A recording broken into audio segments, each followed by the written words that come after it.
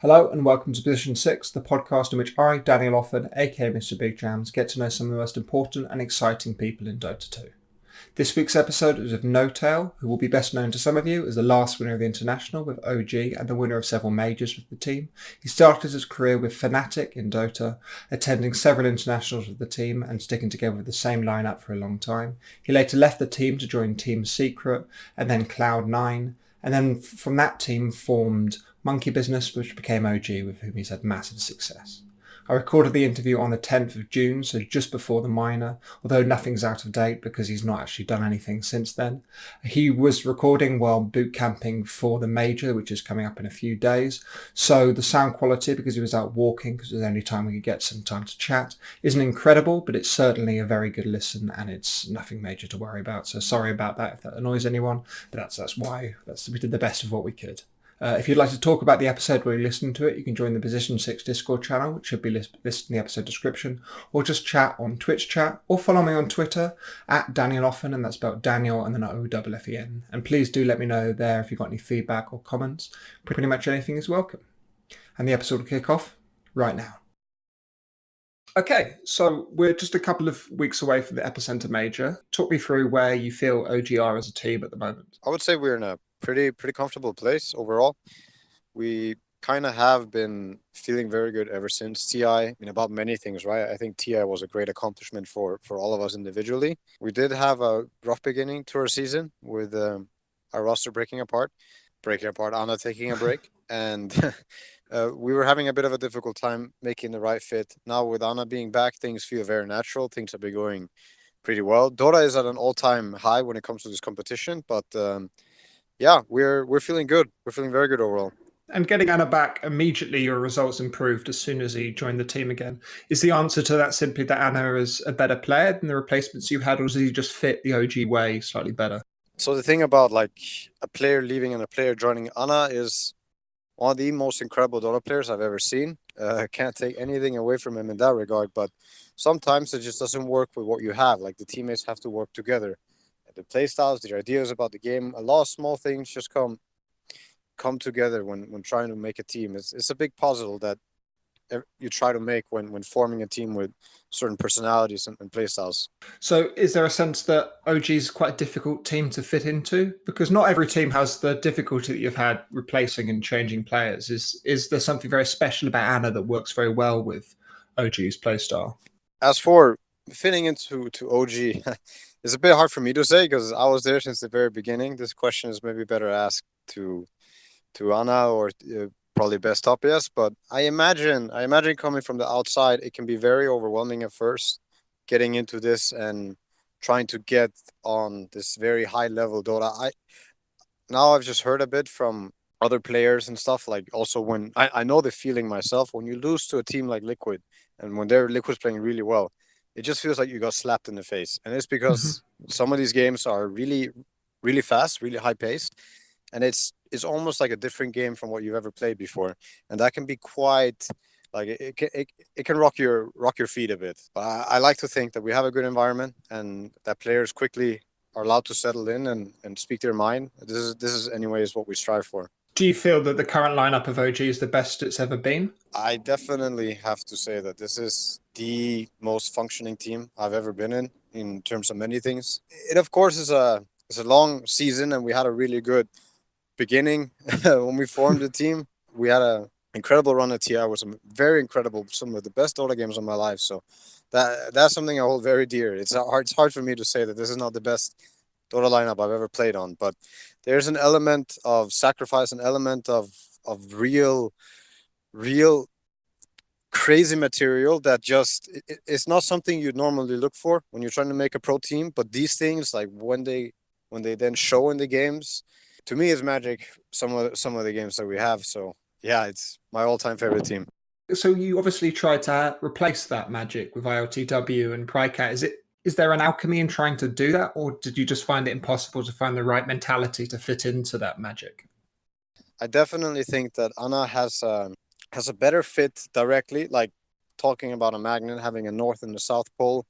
We have some people in the team who are very vocal. Me, Sebastian, yes, we've we've talked a lot throughout the years in the past, and these are things that we like to talk about and pass on. And often it also means that we have more things to say in the games. Anna is a person who's more comfortable also when he's not needed to say much, when he's not needed to talk on the communication side. So in this sense, I think it fits really well. Whereas as soon as you throw in maybe another carry player, and I definitely think Pycat and Igor, they had some really good things to say about the game. It wasn't like already here. We're not making like like the north south pole on a magnet kind of thing happen where it just balances out.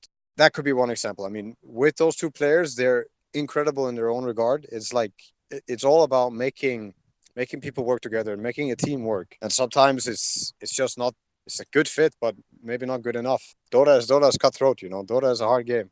And looking back to TI, you mentioned it earlier. Everyone was obviously very surprised by you winning the international. Were you as surprised as everybody else, or did it come not as a shock? I think it all depends on when you would ask me that question. If you would have asked me the question very early on, before the roster had been made, just when the roster split, I I would have probably said no. There's no way. Would have probably not been super feasible. But as soon as we started playing together, and as soon as we had our boot camp in Berlin and we qualified to TI through their open, I would have probably said that the chances are better than ever. So yeah, like not not watch out for sure getting number one, but top three was I could see it. I could definitely start seeing it. Is that scrims? Do you know from scrims when a team's good and a team's going to perform well? I don't know. I think it was just a gut feeling, man. The thing about TI is it doesn't really matter how good you're doing before. I've learned this from previous years as well. How good you're doing before TI usually doesn't benefit you. Being the favorite usually never benefits you. So I wouldn't say that us winning scrims or anything like us just having good results made me feel that way. I felt like we were having a very, very good mindset. We had built something very good. We had this kind of juggernaut that was like inside all of us that was just gonna push through anything. We built a very good team spirit, like a very super strong morale. Is that then a mentality thing? Would you say, because my analysis at the time was that OG as a team had a challenger mentality rather than a dominant team mentality? Do you agree with that as an analysis? It really depends on how you define it, I guess. We tend to be very dominant in how we communicate in general. I think confidence is a really big part of Dota. Excuse me if you hear the traffic, by the way. That's fine. I think having that on, like, you're gonna be the one that teabags the enemy. That kind of spirit is better than to not have it. You know, this is how a lot of players work, and this is generally a thing. I think for TI, we kind of had that, but we also had it losing. We were not stupid or not humble enough to not respect what the opponent was trying to do, but at the same time, we never tried to give them too much respect. So we might end up like disrespecting them a bit, rather that than over respecting like that. That kind of mentality, I think, is very hard to get, but once you have it, it's very strong. If I'm correct in saying there's a sense of respect or disrespect, not kind of being too intimidated by any of the other teams that you're coming up against. Yeah, because it's a fine balance. Often teams respect one team too much. Sometimes you don't respect a team enough. You want to find that middle ground. Like you just want to play towards perfection, right? You want to play towards optimalism. But yeah, that's tall ask, but kind of have to find these golden middle ways to get there.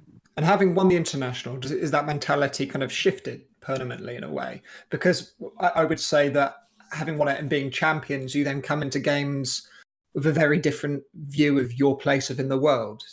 Obviously, you struggled past the international eight due to roster issues, but would you also agree that there was a difficulty reassigning yourself mentally?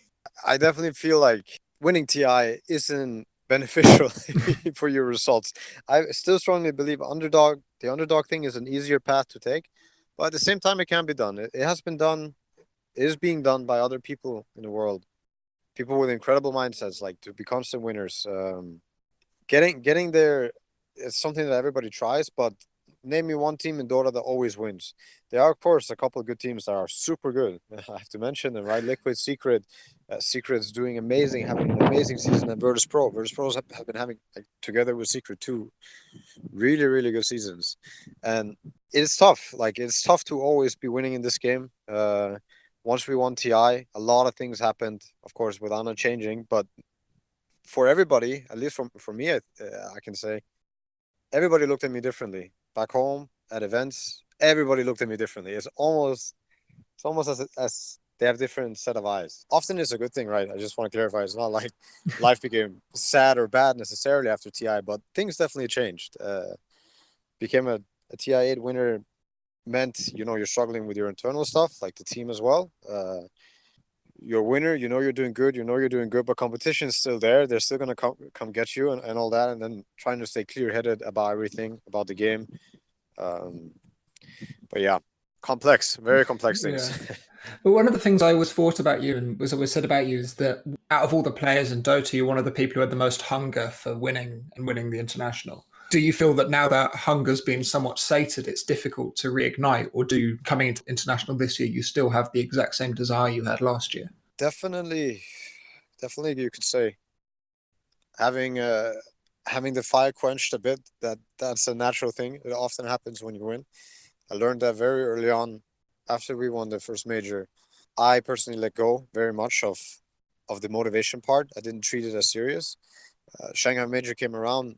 I played really poorly. I think we all as a team didn't really get together. I mean, some people I had a personal super bad performance, and right then and there, I learned after you win, if you don't do anything about it, if you don't treat motivation as something real, it's gonna come get you at some point. So yeah, it's been hard. It's always hard. It's always a weird thing you have to get over. You always have to climb over it, and you have to do it together as a team. Yeah.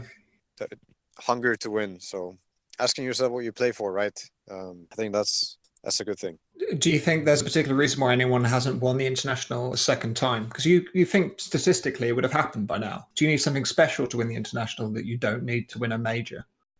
Honestly, I don't know, man. I don't know what makes it happen at TI. It's such a strange thing. I think it's just what happens when you put a bunch of video gamers in the biggest esport event ever made, and every year it's the same, right?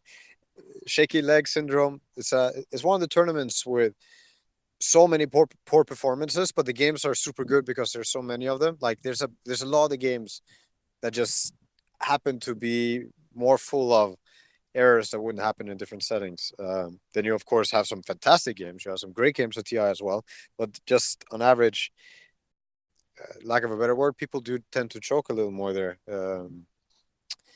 And I think that might have something to do with the unstable result, as in why nobody ever wins TI twice. But it's a strange thing, man. It's a very strange phenomenon. Like whole TI, East and West, like bouncing forth and back for so long.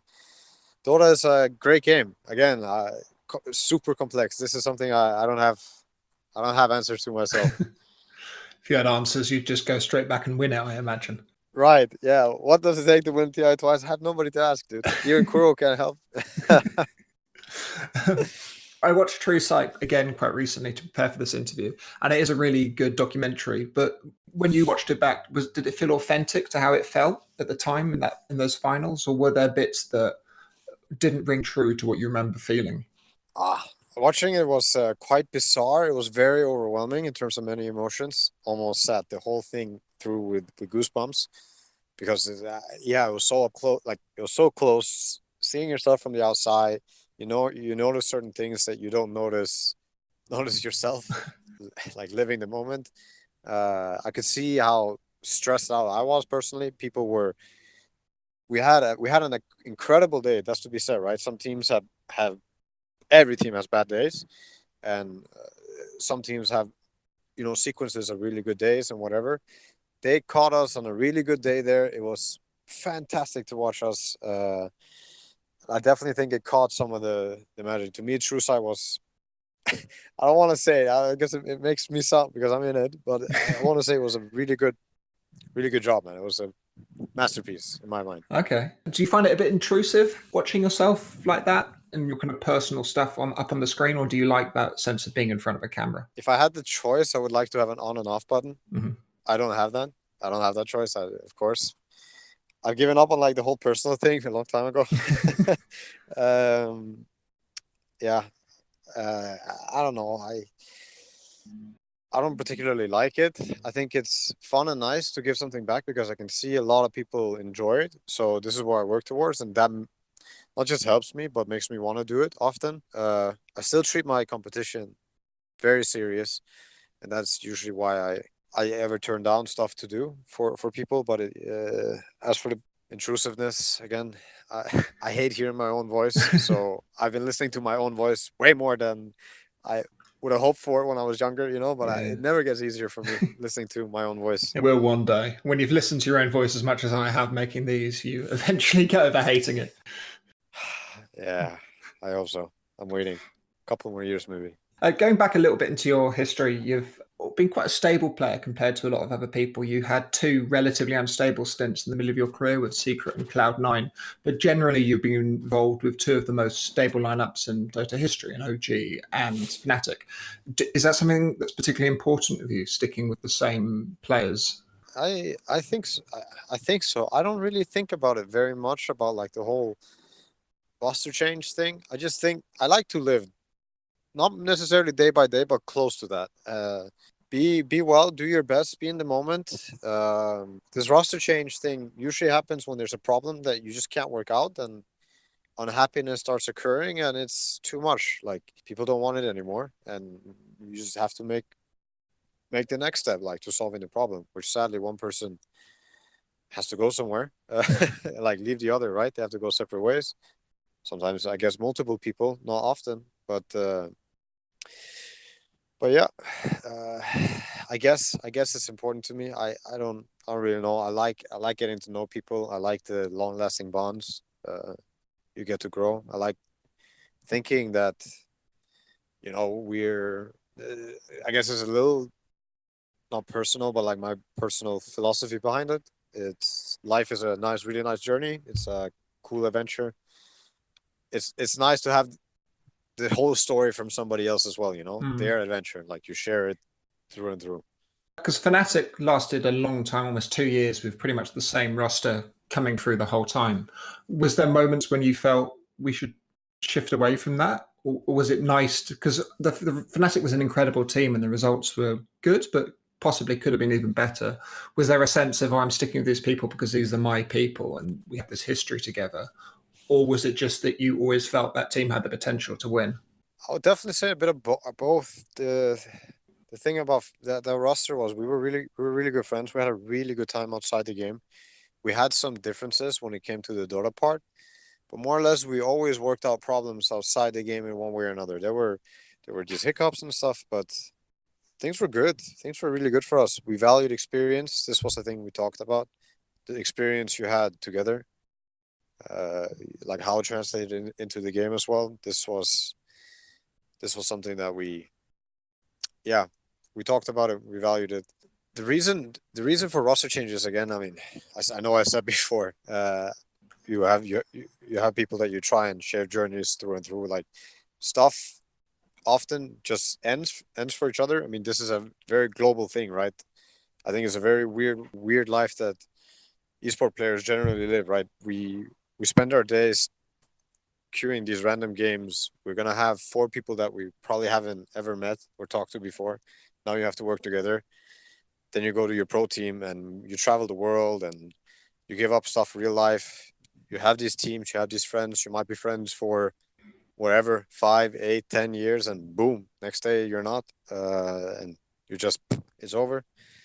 And that I think that's a bit strange, but maybe not so much. I don't know. I don't really know. I always wondered how my life would have turned out if I would have just went to university. But it often feels to me like in esports, especially, that interpersonal stress is quite heightened because you, as a team captain, are dealing with players wanting to leave. So when Fly and S4 left OG, I imagine there was quite a lot of both competitive stress there and also personal stress that a footballer would never have to deal with because people leaving is not their decision. Do you find that difficult to deal with? So I'm not really sure how it works in soccer. I imagine sometimes it's the same. A team might be package deals or whatever. This guy gets mad at this guy, and now one of them just has to get the fuck out, and the team might still have to do something about it. Besides the point, the thing is, in Dota, you kind of forced to grow up fast. You have to make these adult, grown up. You have to make adult and grown up decisions, but also have adult and grown up chores, responsibilities, because we don't have that structure. that they might have nowadays, more structure anyway in other places. This is something I really like about Dota is that we have a lot of freedom. But for Mhm. example, in League of Legends as well, they have Riot helping them out in many aspects, for many things. We're very accommodated now in Dota in general, but back in the day, there wasn't much help. It was a bit of a savannah kind of game, like bunch of vultures, stuff flying over your head, a lot of stuff you didn't hear about, and you could be taken advantage of if you didn't really know certain things. So we've grown up, a lot of us, playing this game for so many years, traveling for so many years, and it does add a big layer of stress to the whole thing. Mm. But yeah, Is it quite hard to disentangle that kind of personal and professional decision? So when someone like Fly, who you knew for a long time, leaves a team, is it hard to separate what his professional decision from the personal element of it? I definitely think so. Again, I go back and say the same thing. It's a very complex situation. Is very complex. Everything is so super complex. What happened was obviously unfortunate. Uh, what was even more unfortunate was the timing and everything. Talk about stress. Yeah, these were very stressful days. Everybody knows, but it it was very rewardful in the end. It led me to some of the best months of my life and everything, and I just took it as one of them wrapped up hidden gifts. Something bad happened, but something really really good came out of it. So I should welcome it, right? Mm. In the future, if something really bad happens, I should welcome it. I should do the same. Just be patient, work hard, do what's fair, and yeah, that's all. Everyone describes it as an inspiring story. Looking back at the TI run, do you feel inspired by it? Is it a story that you love to tell, or when you go through it, is there still moments of it was just what happened to me and I didn't really feel inspired or anything by it? I've said it a few times to people I met, um, and I've said it to the guys as well many times. It was a sort of professional ecstasy, like those months of hard work, what people did, the sacrifices people made. We really went in for it together. It was it was some of the best months of my life for sure. So inspiring, yeah, every day, man, every day. It taught me so much. It taught me so much about you know the dream work makes the team. Sorry, the teamwork makes the dream work. You can move mountains, you can climb mountains, you can do whatever you put your mind to. Just keep your head down, work hard, and and just keep trucking. Like it felt like a bit of a haze. I still remember because we had some really intense day. Everybody gave it their all. Like that hard work, it really shaped us to become the team that we were for that tournament. Wow. And do you feel like OG is your team? Everyone kind of thinks as OG as the No-Tail team. Do you feel you're the leader, or does it feel more democratic than that? So it's like a democratic hierarchy in a way. I have to put it like that. There are some people who have a little more responsibility than others, and that's simply because people work differently. Some don't look for that responsibility, some don't want it. I'm personally giving up more and more responsibility every day, so I get more and more just for enjoying my Dota games and other stuff that helps me enjoy my Dota games even more. I've been doing this thing about an organization for a very long time, and it's been the same motivation and reason the whole time, through and through. It's just about fairness. It's just about transparency, and it's just about like doing ethical choices, trying to find some kind of good middle way. I mean, Mm. talk about what a good friend once told me. Finding a very good middle way. Shit's very complex, dude. Like everything, making making that whole thing work, trying to make it work with Dota, and then trying to make it right. You see some strange shit, man. We can maybe go into that another day, but But it does feel like it's kind of OG feels like a project in a way, a project to build a team that's nicer for players and that it's right for you. Do you feel having that control over your own destiny is something that's positive for your career? I hope that is positive. I hope that is positive for everyone. That's the whole reason we're doing it anyway. It's nice to try and make some profit. Overall, it's it's been good and bad years. We had some hiccups at first and everything, but more about the transparency and fairness that that's the thing that we truly enjoy. This makes everybody more comfortable. At least it makes me more comfortable. I can't sleep at night if I have a hunch about something that's going on and people are not allowed to tell me or aren't telling each other or not talking to each other. Uh, yeah, Hmm. it helps me sleep. Sounds nice. I often felt watching OG that I can identify that you play quite differently. Is that intentional or is it accidental? I haven't really given it too much thought. People have said it. It's from the inside. It's weird that people are questioning how you play because you truly believe that what you're doing is right. You have to, but you also do. Like you believe it, so you see it, and then sometimes you see it, and now you believe it even more. So to say that we are unique, I mean, I hope so, because everybody's an individual. Everybody plays different heroes. Every team should be super unique. You have the top teams; they're vastly unique. They're all unique in their own way. They play different heroes. They play different style. They are able to take games off each other. So yeah, to say that we're unique, great. I hope so. The day is sad when we're not. When a team plays like other teams, isn't that has to be a disadvantage? But there's no intentional attempt to that. It's just you happen to. Would you say that's true? I I guess because we don't really talk about like being different necessarily. Of course, you have meta games that develop with certain openers. You have teams that might all have an IO player and really want to play IO and stuff. Some team might be willing to play against this IO hero, but it's more like just playing your style. I think will always make you look unique. You just look at players. They like different heroes, so you should be unique. Mhm. In a certain way, more or less. Like And when we have a new patch like we have now, I'm not asking for your specific thoughts on the patch, but in terms of how you build a strategy from that patch, do you look at it with an OG lens, or if the patch totally changed, could the OG identity shift with it, or are you always going to? Sorry if that's quite a technical question, but I guess I don't really have a good way to explain it other than what usually is the method of how heroes can be decided. I think this is how it works in all teams. Is a player who plays a hero is good at it, likes it. Some players are very willing to switch up and play all kinds of different heroes at all times. Miracles, for example, really good at just waking up one day and playing a hero he hasn't played in months. And you have certain core players who are like that. You have other core players who really like playing certain things. Like, if you're gonna pick some Ember mid, you might get Thompson Monkey. Like this is just what's gonna happen to you. It's because it's Thompson Monkey, he's crazy good at the hero. So there isn't like some technical method it just happens. It's like the Dota thing that just happens. yeah. It isn't really as technical as people make it out to be, I think. How it actually works on a pro level, like talking about drafting, talking about how you decide on drafting, strategy against teams.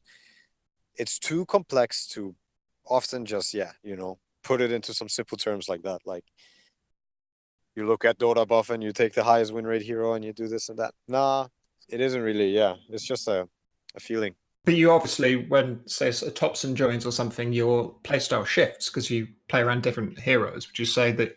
Because some people describe some captains as drafting to an ideological degree. Maybe this is a bit pie in the sky, and other captains drafting more pragmatically to fit their.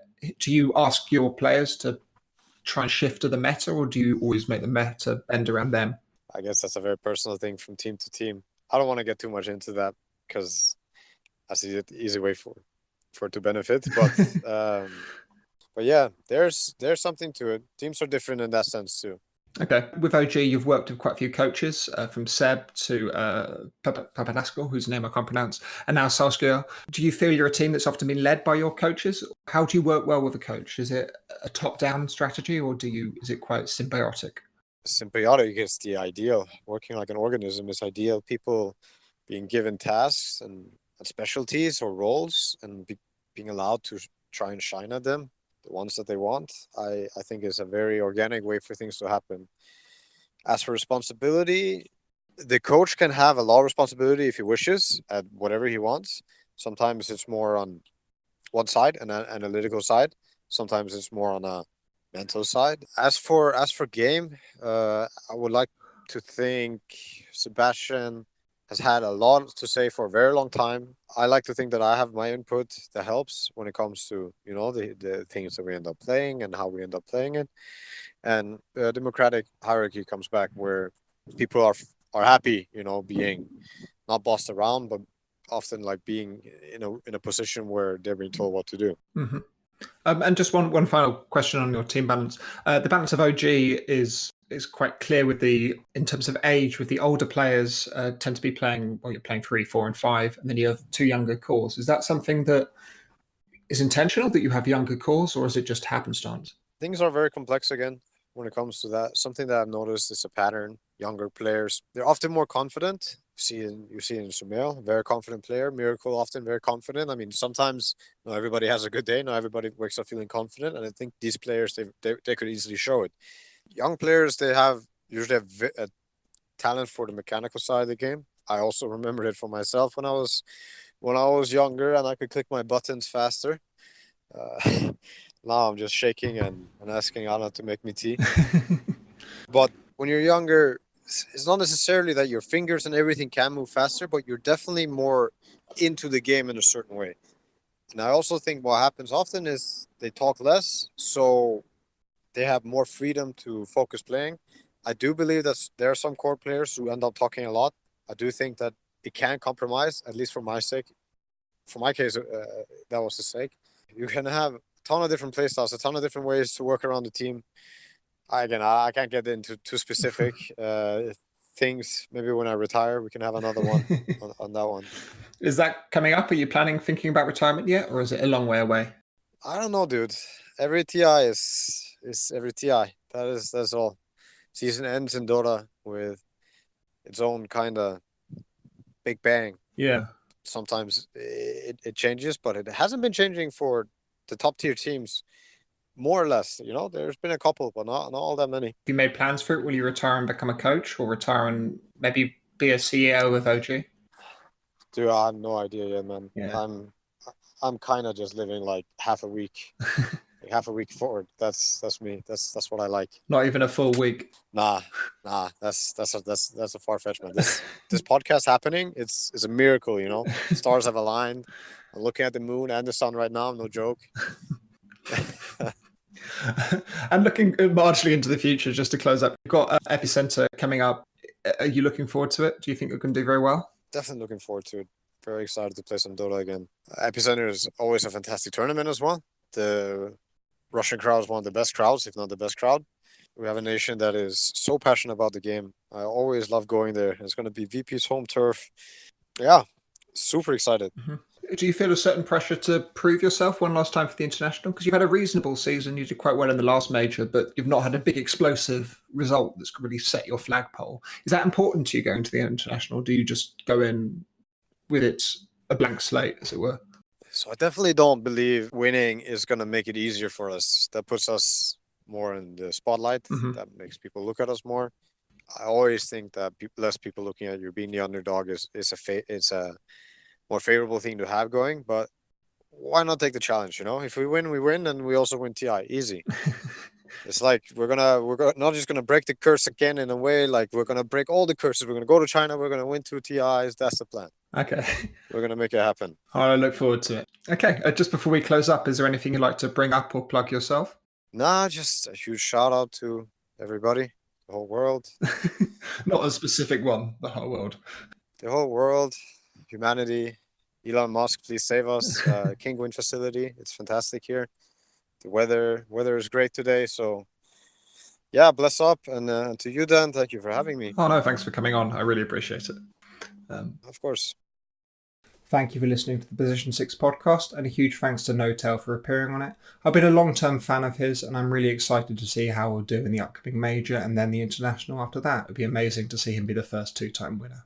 Thank you once again for all of your support so far. Again, if you want to follow me on Twitter, I can be found at Daniel Offen, and that's Daniel and then OFFEN. And please let me know there if you've got any feedback or comments. Pretty much anything is welcome. And whatever comments I get are usually used to help the show. And I've made a lot of improvements over the past year based on user feedback, so I really appreciate everything there. I do have a Patreon, so if you wish to help support me and allow me to produce better content and also attend events to do video interviews with people, then you can head there. Should be in the episode description. As a part of this, I'd like to thank 3 of our most favourite supporters, Matthew Wisneski, Christopher Strong, 115, and the entirety of the Jordan Dota community. Next week's episode is with probably Tsunami, but possibly a very exciting guest who I'm not yet able to announce because we're just clearing up the episode that's already recorded because he's not certain who definitely wants to release it now. Either it will be coming out next week if he clears the edit, or it will come out after the international, and I think it'll still be very insightful then, even if perhaps a little out of date. Till then though, have a good week and I'll see you then.